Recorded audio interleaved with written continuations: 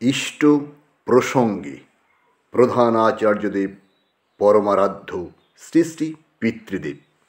বুধবার 8ই আশ্বিন 1381, ইংরাজি 25শে সেপ্টেম্বর 1974, সকাল 5:25 সমবেত বিনতি প্রার্থনা হল ঠাকুর বাংলায়। এরপর যথারীতি প্রণামান্তে উপস্থিত ভক্তমণ্ডলী বড় নাটমণ্ডপে তাকে ঘিরে বসলেন। গতকাল 24শে সেপ্টেম্বর পরমদয়াল শ্রী ঠাকুরের 87তম জন্মতিথি উৎসব সাড়ম্বরে সৎসঙ্গনগরে পালিত হয়।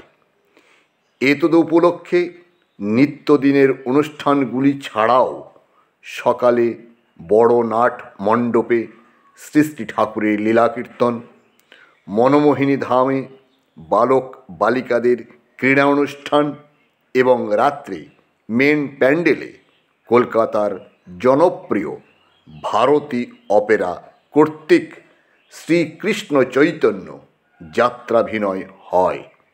শ্রী শ্রী পিতৃদেব স্বয়ং সকলকে নিয়ে ওই বইটির অভিনয় দেখেন।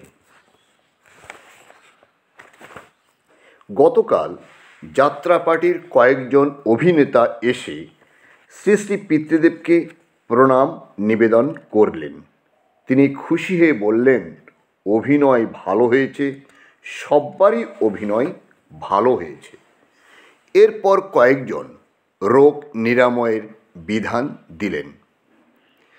একজিমা, শ্রী শ্রী পিতৃদেব, চিতল মাছের পরিষ্কার শুকনো আঁশ একটা মাটির পাত্রে রাখতে হবে।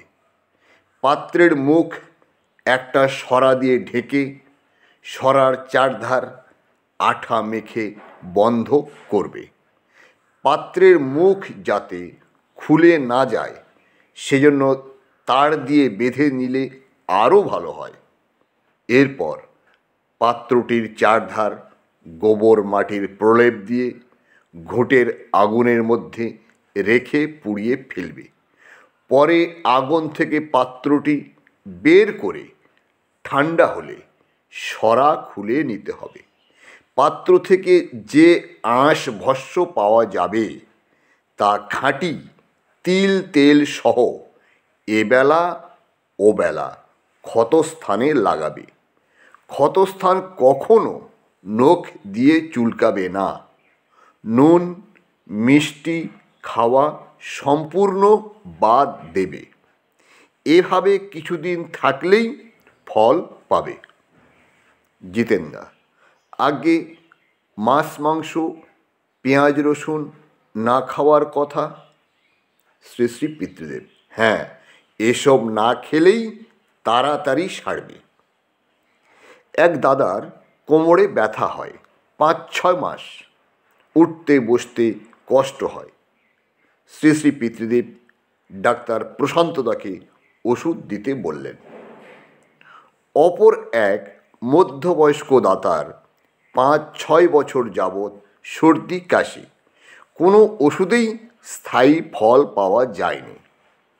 শ্রী শ্রী পিতৃদেব মহাদ্রাক্ষারিষ্ঠ ব্যবহার করার নির্দেশ দিলেন। উক্ত দাদার স্ত্রীর অসুখ আছে। অসুখের বিবরণ জানানো হতেই তিনি অভয় দিয়ে বললেন, আমার ওষুধ জিতেন দেববর্মনের কাছে বলা আছে, ওতে সবারই কাজ হয়। নিয়ে যাবে, ঠিকমতো ব্যবহার যেন করে লক্ষ্য রাখবে। কথা চলতে চলতে যাজন প্রসঙ্গ উঠল। শ্রী শ্রী পিতৃদেব বললেন, আমরা অনেক সময় ঠাকুরের গুণ কীর্তন করতে করতে নিজেদের গুণকীর্তন করে ফেলি। এ ভালো না। যারা উষানিশাই মন্ত্র সাধন করে, নাম জপ করে, তাদের চোখে এসব সহজেই ধরা পড়ে। তারা ঠিকই বুঝতে পারে। শ্রীকৃষ্ণ সিং, আগে স্বস্তিনীর উদ্বৃত্ত অর্ঘ্য হারিয়ে গেলে কিংবা অপহৃত হলে কি করণীয়? শ্রী শ্রী পিতৃদেব, ভিক্ষা করে পূরণ করবে, পরে হবিষ্যান্ন গ্রহণ করবে। ওটা তাহলে সংগ্রহ করে পরে হবিষ্যান্ন গ্রহণ করবে, সংগ্রহ নয়, ভিক্ষা করবে। 9টা পার হলো, ওঠার সময় পেরিয়ে গেছে দেখে জিতেনদা, দেববর্মন সম্মুখের কয়েকজন দাদাকে জানালেন, আপনাদের আর যা যা কথা আছে বিকেলে বলবেন, অনেক বেলা হয়ে গেল, এখন উঠতে দিন। সকলের সম্মতিক্রমে শ্রী শ্রী পিতৃদেব উঠলেন। জয় গুরু।